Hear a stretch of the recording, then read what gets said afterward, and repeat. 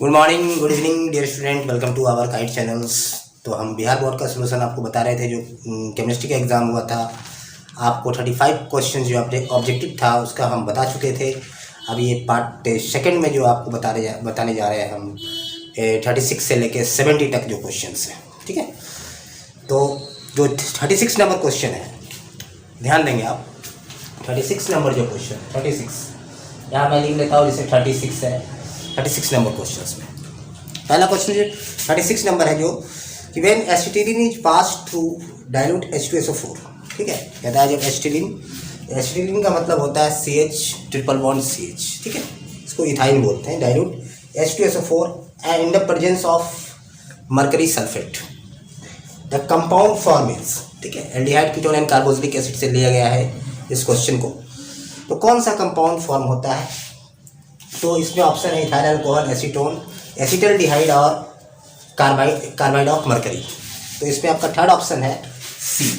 36 का जो ऑप्शन है आपका सी जो है आपका करेक्ट ऑप्शन है 36 का, ठीक है।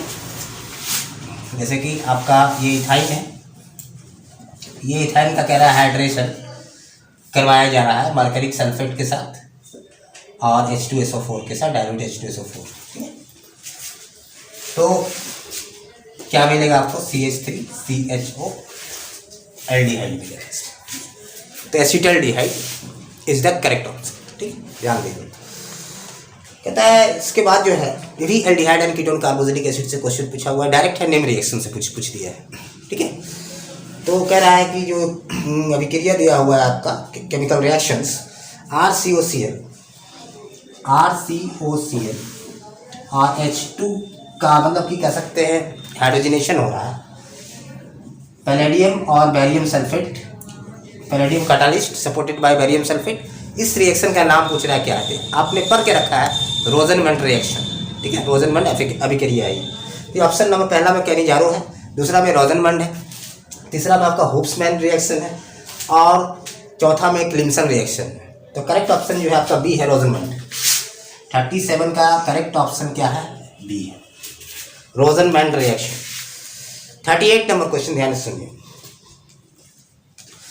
निम्नलिखित में से कौन सा, ठीक है, संघनन नहीं देता? मतलब कि संघनन नहीं देता मतलब कि एल्डोल कंडेंसेशन कौन नहीं देता?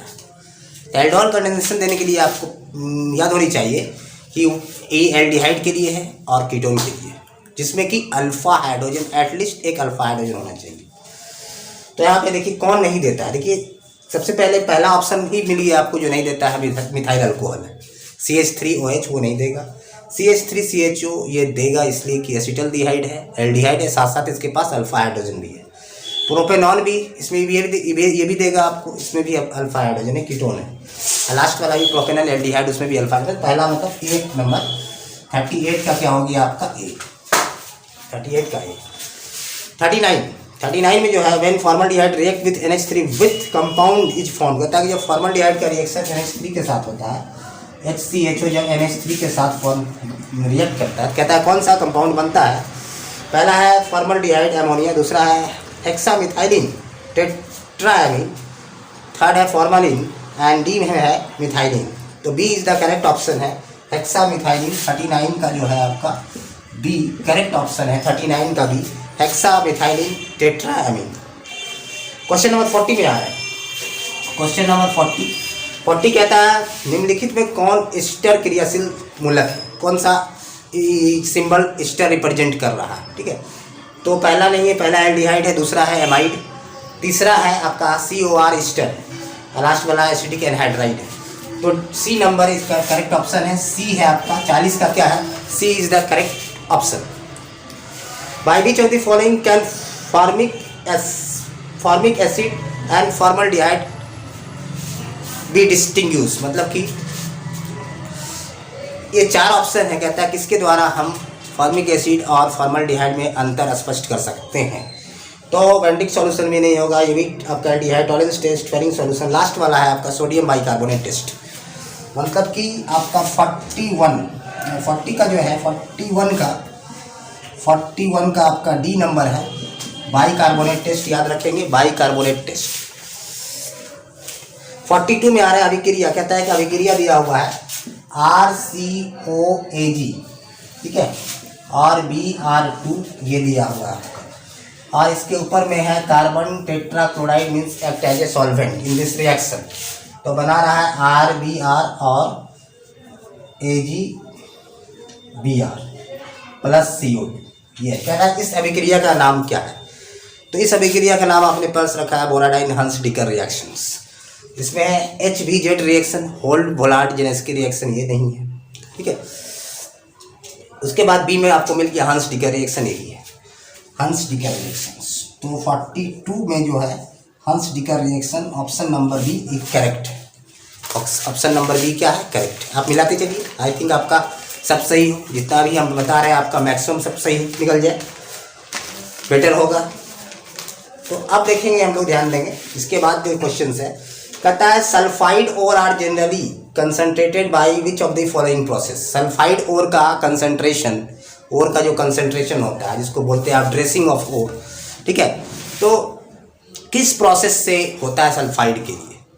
तो सल्फाइड ओर के लिए हम लोग यूज करते थे, पहला दिया ग्रेविटी सेपरेशन, ठीक है, ग्रेविटी सेपरेशन। उसके बाद मैग्नेटिक सेपरेशन। मैग्नेटिक सेपरेशन तो आपको क्या है, आयरन और आयरन के लिए किया जाता है।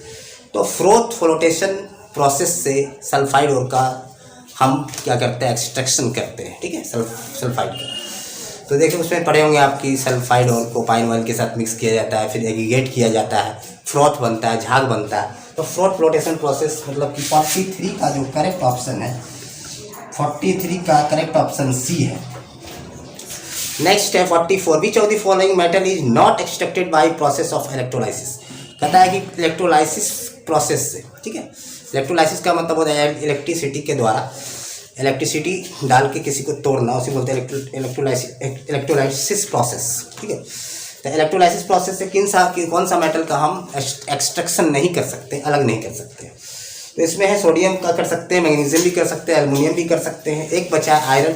आयरन जो है का इलेक्ट्रोलाइसिस नहीं होता है, आयरन मेटल को इलेक्ट्रोलाइसिस की मदद से हम एक्सट्रैक्ट नहीं कर सकते हैं, आइसोलेट नहीं कर सकते हैं, उसको अलग नहीं कर सकते।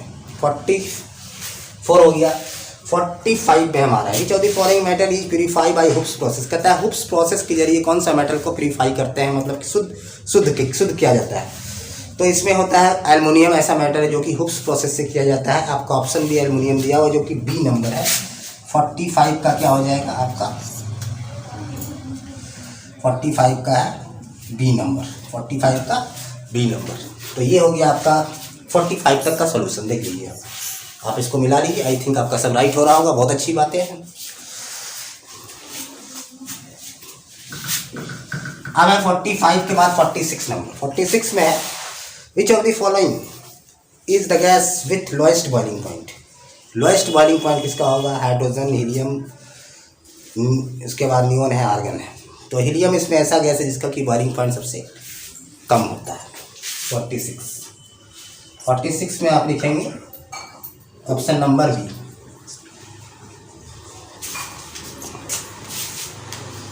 क्या कि इसमें बहुत कमजोर फोर्स ऑपरेट करता है, देखिए van der Waals forces. Which of the following form only one oxo acid. इसमें से एक ऑक्सो एसिड का निर्माण कौन करता है, ऑक्सो एसिड, जैसे कि OF2, ठीक है। तो इसमें हो गया फ्लोरीन, क्लोरीन, ब्रोमीन, आयोडीन। इसका ऑप्शन है फ्लोरीन। एक ही ऑक्सो एसिड बनाता है, ये आपका क्या है, आपका पी ब्लॉक एलिमेंट से दिया गया है, हेलोजन फैमिली से। एसिड में सल्फर का ऑक्सीकरण अवस्था क्या है, मतलब acid, what is oxidation state of sulphur in acid. S8 में क्या है, एसिड में देखिए कि ऊपर में क्या है, इस स्टेट में कोई भी रहता है, जैसे Cl2 हुआ, S8 हो गया, P4 हो गया, H2 हो गया, O2 हो गया। इसमें सारा का ऑक्सीडेशन स्टेट क्या है, मतलब ऑक्सीकरण अवस्था क्या है, 0 होगा। क्या होगा, 0। मतलब 48 का जो हो गया आपका आंसर, 48 का लास्ट ऑप्शन है डी। 49 में लेके चलते हैं। विच of the following is list volatile. सबसे कम वोलाटाइल कौन है, कह रहा है H2SE है, H2T है और H2S और H2O है। तो सबसे कम है वाटर, ठीक है। वाटर क्या है, कम volatile due to hydrogen bonding. Hydrogen bonding के कारण क्या है, वाटर सबसे कम वोलाटाइल है, ठीक है। हाइड्रोजन बॉन्ड उसको थोड़ा पकड़ के रखता है। 50 नंबर क्वेश्चन में आप आ सकते हैं। 50 नंबर में निम्नलिखित में से किसका हिमांक अवनमन अधिकतम है। हिमांक का अवनमन का मतलब होता है इसका अधिक होगा आपका डिप्रेशन इन फ्रीजिंग पॉइंट। तो यहाँ पे क्या होता है, नंबर ऑफ सॉलिड पार्टिकल से निकाल लेते हैं, क्योंकि फ्रीजिंग पॉइंट क्या है, कॉरिगेटिव प्रॉपर्टीज़ है। तो आपका दो ऑप्शन तो ऐसा ही छटा गया, वो यूरिया और ग्लूकोज। ठीक है, यूरिया और ग्लूकोज क्या हो गया, ऐसा ही छटा गया। तो कोई इस सॉल्यूशन में जाके न डिसोसिएट करेगा न एसोसिएट करेगा ये। ठीक है, तो डिसोसिएशन किसका होगा, आयनिक कंपाउंड जो दी है K2SO4 है, NaCl है, तो ज़्यादा पार्टिकल्स कौन बनाएगा, K2SO4 ज़्यादा पार्टिकल्स बनाएगा, मतलब ये तीन पार्टिकल्स बनाएगा डिसोसिएट करने के बाद।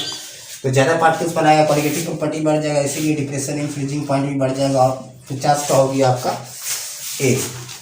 51 में कहता है 1 फैराडे के बराबर कितना होता है, 1 फैराडे कितने के बराबर होता है। तो सभी जानते हैं 96500, कहीं पे ऑप्शन पहला है 9650, ये नहीं है। 10,000 वो भी नहीं है, बी भी नहीं है, सी भी नहीं है, लास्ट है डी। मतलब 51 का जो हो गया, 51 का है D, 96500 coulomb is the correct option. कहता है जब लेड संचय सेल, मतलब जो लेड स्टोरेज बैटरी है, जब उसको चार्ज करते हैं तो निम्नलिखित में से क्या होती है, क्या क्या वहाँ पे देखने को मिलता है। तो जब भी देखिएगा ड्यूरिंग चार्जिंग रिएक्शंस होगा, वहाँ पे चार्जिंग करके देख लीजिएगा, रिएक्शन जो लिखा हुआ है, डिस्चार्जिंग रिएक्शन भी दिया है और चार्जिंग रिएक्शन भी दिया हुआ। जब सेल वर्क करता है तो रिएक्शन है, जब सेल चार्ज में लगाते हो तो रिएक्शन है। तो वहाँ पे क्या होगा कि आपका लेड डाइऑक्साइड PbO2 कहता है घुलता है, डिजॉल्व होता है, ये नहीं है। H2SO4 रीजनरेट होता है, फिर से उत्पन्न हो जाता है, क्या होगा, B is the correct option होगा। 52 का आपका बी है कि H2SO4 फिर से बन जाता है। ठीक है, रीजनरेट कर जाता है। निम्नलिखित अभिक्रिया के लिए मानक इलेक्ट्रोड विभव का मान 25 डिग्री पर दिया गया है। ये थोड़ा न्यूमेरिकल्स प्रॉब्लम है, इसका सॉल्व करेंगे हम लोग किस तरह से। हालांकि इसका डायरेक्ट आंसर अगर हम देखते हैं, आप इस तरह से इस पे है आपका जो 53 नंबर जो ऑप्शन है, 53 इस न्यूमेरिकल पे है। ठीक है, इसका सेल आपका निकालना है, सेल पोटेंशियल्स इसका निकालना है, सेल विभव निकालना है। इस सेल इक्वल टू क्या होता है, E0 cell minus 0.059/n log। ठीक है, कंसंट्रेशन ऑफ प्रोडक्ट आप पढ़े, कंसंट्रेशन ऑफ रिएक्टेंट वाला, आयंस के कंसंट्रेशन इस पे जब रखिएगा n का वैल्यू 2 आएगा, जो रिएक्शन आपका दिया हुआ है, और मानक विभव भी दिया हुआ है, स्टैंडर्ड रिडक्शन पोटेंशियल भी दिया हुआ है, इसका वैल्यू निकल जाएगा। n की जगह पे 2 रखिएगा, और ऊपर वाला दोनों का कंसंट्रेशन 1 दिया हुआ है, तो log 1 जैसे ही आएगा तो 0 हो जाएगा, पूरा पार्ट ये 0 कर देगा। ठीक है, पूरा पार्ट 0 कर देगा, तो ये जो निकालिएगा वही इसका आंसर होगा। तो वो जो निकल जाएगा आपका क्या क्या वैल्यू दिया हुआ है, सिल्वर का 0.80 है, माइनस हो गया आपका, इसका वैल्यू दिया हुआ है 14। इसके मतलब ओवरऑल क्या हो जाएगा, माइनस माइनस प्लस, मतलब 0.94 कहीं पे दिख रहा है आपको। हाँ, डी नंबर है इसका ऑप्शन, 53 का क्या है, डी है। ठीक है, 53 डी है। अब कहता है हाइड्रोजन ऑक्सीजन सेल जो है निम्नलिखित में किस तरह का सेल है। प्राथमिक सेल तो प्राइमरी सेल तो ये नहीं है, द्वितीयक सेल सेकेंडरी सेल भी नहीं है। ठीक है, और थर्ड में कहता है ईंधन सेल, फ्यूल सेल, क्या ये फ्यूल सेल है, हाँ फ्यूल सेल है। ठीक है, कैसा है, फ्यूल सेल। तो 54 का सी हो जाएगा, ये है फ्यूल सेल है। किसी रासायनिक अभिक्रिया की दर जो है समय के साथ बढ़ती है, बोल रहा है टाइम के साथ बढ़ रहा है।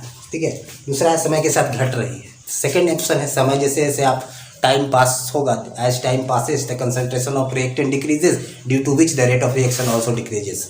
सांद्रता घटेगी, उसके कारण रेट भी उसका क्या होगा, वेग भी क्या होगा, घट जाएगा। तो B is the correct option of 55 number question B का ये करेक्ट ऑप्शन है। यहाँ तक क्लियर हो गया, 55 नंबर आपको क्लियर हो चुका है, 15 नंबर ऑप्शन। अब यहाँ पे देखेंगे हम लोग 55 क्लियर हो गया। 56 में हमारे हैं क्या ऑप्शन है, 56 निम्नलिखित में कौन प्रथम कोटि अभिक्रिया नहीं है। प्रथम कोटि अभिक्रिया कौन नहीं, पहला जो दिया हुआ है रिएक्शन हाइड्रोलाइसिस ऑफ ईस्टर जो करवा रहा है, hydrolysis of Easter in acidic medium, ये क्या है, पढ़ के सीडो फर्स्ट ऑर्डर रिएक्शन है, तो ये तो है। सेकेंड सी वाला भी आपका फर्स्ट ऑर्डर है, और डी वाला भी है decomposition of nitrogen pentoxide hydrogen पर ऑक्साइड। आपका बी नंबर जो ऑप्शन है, बी नंबर जो ऑप्शन है वो क्या है, आपका सेकेंड ऑर्डर रिएक्शन है, वो फर्स्ट ऑर्डर रिएक्शन नहीं है। 56 का क्या हो जाएगा आपका बी, 56 का बी। देखिए 57 नंबर हम बात करेंगे। 57 नंबर, 57 में क्या कह रहा है, 56 तक आपका कंप्लीट हो चुका है। 57 में कह रहा है vitamin C is called, vitamin C का जो कॉमन नेम होता है आपको पता है एस्कॉर्बिक एसिड होता है। तो सबसे पहला 57 का आपको मिल चुका है पहला नंबर ऑप्शन ही, बाकी पढ़ने की जरूरत नहीं है, ठीक है, जो भी हो। In which of the following cobalt is present, तो कहता है कोबाल्ट किस में प्रेजेंट है। देखिए क्लोरोफिल में मैग्नीशियम होता है, हेमोग्लोबिन में आयरन होता है, विटामिन सी और विटामिन B12, मतलब साइनो विटामिन B12 का दूसरा नाम क्या है, साइनोकोबालामाइन, कोबालामाइन, कोबाल्ट यानी कि B12 है। 58 का क्या है, 58 का ऑप्शन है डी, ठीक है। 59 में चलते हैं, जो ये जो दिया हुआ है टेट्राफ्लोरोइथिन निम्नलिखित में किसका एक लक्ष्य, मतलब किसका ये आपका मोनोमर है।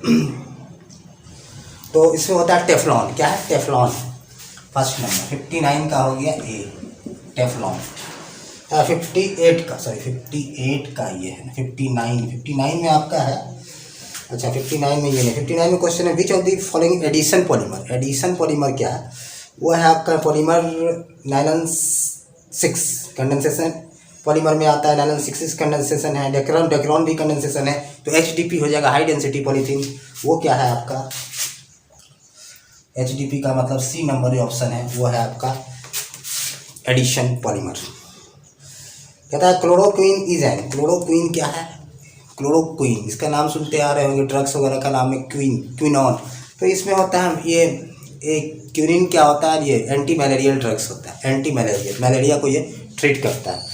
तो ये 60 जो हो गया आपका, अच्छा 60 में आपका क्वेश्चन दूसरा था। 60 में है टेफ्लॉन, ये निम्नलिखित में से किसका एकलक है, CF2, तो ये हो गया नंबर ए टेफ्लॉन। 61 में दिया हुआ क्लोरोक्वीन इज एन एनाल्जेसिक है कि एंटीबायोटिक्स है, एंटी मलेरियल है। 61 क्या है आपका सी है, एंटी मलेरियल है, ठीक है। 60 ये हो गया 60 क्लोरोक्वीन। अब बात करते हैं हम 61 का, 60 का हो गया आपका 61 का क्लोरोक्वीन इज एन आपका एंटी मलेरियल, ये है 61, ठीक है। अब 62 है, 62 में क्या देखेंगे, which is broad spectrum antibiotics. 62 में क्या है, which is broad spectrum antibiotics में आपका एक एग्जांपल दिया हुआ है जिसमें कि पेनिसिलिन नहीं है, क्लोरोमाइसिन भी नहीं है, नन तो छोड़ दीजिए, टेट्रासाइक्लिन है, ये नंबर है 62 का जो है आपका ये। 63 में देखिए विच of the following is gammexane, तो गैमेक्सिन तो एक कॉमन नेम है, इसका नाम क्या है, बेंजीन हेक्साक्लोराइड जिसको बोलते हैं। गैमेक्सिन क्या है, बेंजीन हेक्साक्लोराइड। तो 63 का क्या हो जाएगा आपका सी हो जाएगा, 63 का क्या हो जाएगा सी है।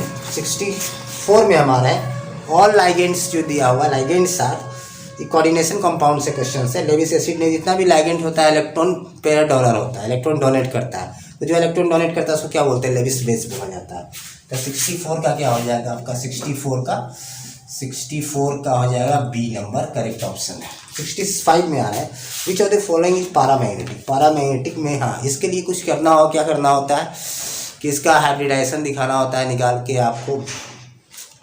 अगर वीक स्ट्रॉन्ग लाइगेंड होता है तो पेयरिंग होता है, डी ऑर्बिटल के अंदर वीक लाइगेंड होता है तो पेयरिंग नहीं होता है।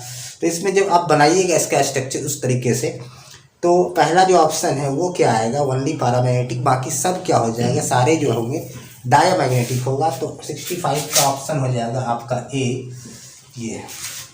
अब कहता है magnesium is an important component of which biomolecules, कौन सा बायोमोलिक्यूल का मैग्नीशियम जो है, मैग्नीशियम एटम जो इम्पोर्टेंट कंपोनेंट है।